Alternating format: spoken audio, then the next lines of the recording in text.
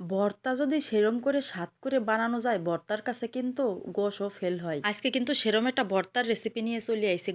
আসসালামু আলাইকুম, কেমন আছো তোমরা সবাই? চলে আসলাম মজাদার টাকি মাছের একটা ভর্তা নিয়ে। আমি যেভাবে ভর্তাটা তৈরি করি শর্টকাট টাইমে, সকালবেলা ধোয়া ওঠা ভাতের সাথে খাতি একেবারে গাল ফেরবে না। 4 থেকে 5টা টাকি মাছ নিছি, ভালো করে গা কাইছে ধুয়ে লবণ হলুদ মাখাই নিছি। একটা কড়াই দিয়ে তাতে কিছুটা সরিষার তেল দিলাম। সরিষার তেল দিলে কিন্তু ভর্তাটা বেশি মজা হয়। তারপর তেল গরম হয়ে মাছগুলো ছাড়িয়ে দিলাম। এপিট ওপিট ভালো করে উল্টাই পাল্টাই সুন্দর করে ভাজে নিবা। সরিষার তেলের জায়গায় সয়াবিন তেলও দিতে পারো, সমস্যা নেই, কিন্তু সরিষার তেল দিলেই যে কোনো ভর্তার স্বাদ বাড়িয়ে যায়। মাছগুলো সুন্দর করে এপিট ওপিট ভালো করে ভাজে নিয়ে তার ভিতরে দিয়ে দিলাম বড় সাইজের রসুনের কয়েকটা কুয়া, দিয়ে দিলাম 15-20টার মতো কাঁচা মরিচ। একটু ভেঙে দিবা, নাহলে মরিচগুলো কিন্তু ফাটে গায়ে ছিটে আসবে। অনেকে আছে এই ভর্তার মধ্যে পেঁয়াজ ব্যবহার করে, কিন্তু আমি এই ভর্তায় পেঁয়াজ দিই না। পেঁয়াজটা দিলে একটু পানি পানি হয়ে যায় আর টেস্টটা ভালো আসে না, মিষ্টি মিষ্টি লাগে। আমার কাছে মনে হয় পেঁয়াজ ছাড়া ভর্তাটা বেশি মজা হয়। তারপরে কিছুটা ভাইজে উলট পালট করে নিয়ে মরিচ আর রসুন ভাজা হয়ে গেলে এর মধ্যে দিয়ে দেবো ধুয়ে পানি ঝরাই রাখা কিছু ধনিয়ার পাতা। ধনিয়া পাতাগুলো দেবো শুধু পানিটা শুকানোর জন্যে, ওর গায়ে যে একটা পানি থাকে সেই পানিটা শুকানোর জন্যে। কাঁচা ধনিয়া পাতা দিলে ভর্তাটা বেশি মজা হয়, কিন্তু কাঁচাটা দিলে একটু পানি পানি থাকে, সেই জন্য গার পানিটা একদম শুকায় নিচ্ছে। কোনো কিছুই কিন্তু কড়া করে ভাজা যাবে না, কড়া করে ভাজলে ভর্তাটা বেশি মজা হবে না, হালকা ভাজতে হবে, শুধু গার রং চেঞ্জ হলে। মরিচ রসুন আর ধনিয়া পাতাটা নামাই নিলাম। মাছটাও ভাজা হয়ে গেছে, মাছও কিন্তু একদম কড়া ভাজা দিইনি, যথেষ্ট পরিমাণ যতটুকু ভাজলে কাঁচা থাকবে না সেভাবে ভেজে নিছি।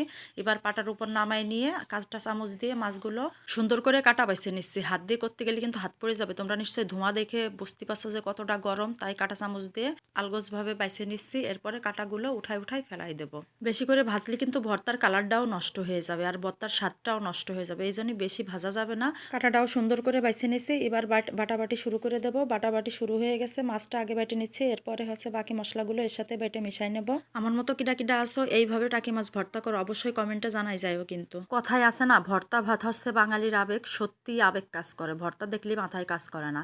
মাছটা বাটা হয়ে গেছে, এর ভিতরে দিয়ে দিলাম সেই রসুন মরিচ আর ধনিয়া পাতা, দিয়ে দিলাম স্বাদ মতো একটু লবণ। মাছে তো আগের থেকে লবণ দিয়ে ভাজা আছে, সেই জন্য এই মরিচ রসুনের ভিতরে একটু লবণ দিয়ে নিলাম। তারপরে এবার সুন্দর করে বাটে ওর সাথে মিশাই নেব। এই শীতকালে গরম গরম ভাতের সাথে সকালবেলা যদি যে কোনো ধরনের ভর্তা হয়, রোদে বসে খাওয়ার মজাই অন্যরকম। আমার কাছে কিন্তু সকালবেলা ভর্তা ভাতটা খুব ভালো লাগে শীতের দিনে। শীতের দিনে ভর্তার স্বাদ বেড়ে যায় এবং শীতের দিনে ভর্তাটাও বেশি খাওয়া হয়।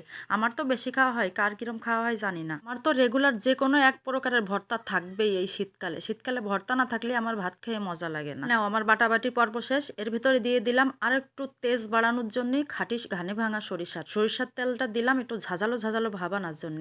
ভর্তার কালার দেখছো কি সুন্দর একটা সবুজ সবুজ ভাব রয়েছে। কাঁচামরিচ ধনিয়া পাতা যদি বেশি ভাজতাম তাহলে এই কালারটা সবুজ থাকতো না, কালারটা অন্যরকম হয়ে যেত। তারপরে গরম গরম কিছু ভাত নিয়ে নিলাম, পাটার উপরে ভর্তা বানাইছে আর পাটায় ভাত মাখাবো না তা কি হয়? দেখো আমার চুচোটা এসে হাত পাততেছে, আমার এক গাল দেও না। এই হাত পাতা দেখলে আমার ছোটবেলার কথা মনে পড়ে, আমার মা ভাত মাখালে আমি যেরকম হাত পাততাম। এই ভাত খাতে যে কি মজা লাগে, ভাত মাখানোটা যে এত মজা হয়েছিল যে আমি মুখে দেবো কি আমারটা হাত পাইতেই যাচ্ছে, আর ওরে দিচ্ছি আর ও শুষাচ্ছে আর আমিও খেয়ে ঝালে শুষাচ্ছি। ভর্তা একটু ঝাল ঝাল না হলে হয় কাউ দেয় আছে, কিন্তু রোদও ছিল না। এই দেখো ভাত খাতে খাতে এই যে জালনা দিয়ে রোদ চলে এসে, তোমরা তো দেখতেই পাচ্ছ মিষ্টি মিষ্টি রোদ উঠে গেছে আর আমি এইদিকে ভাত মাখাই খাচ্ছিলাম, আমি আর আমার সাউপুনাডা। আজকের ভিডিওটা কেমন লাগলো অবশ্যই কমেন্টে জানাও। দেখাবে পরের কোনো ভিডিওতে, সে পর্যন্ত সবাই ভালো থাকবা, ধন্যবাদ।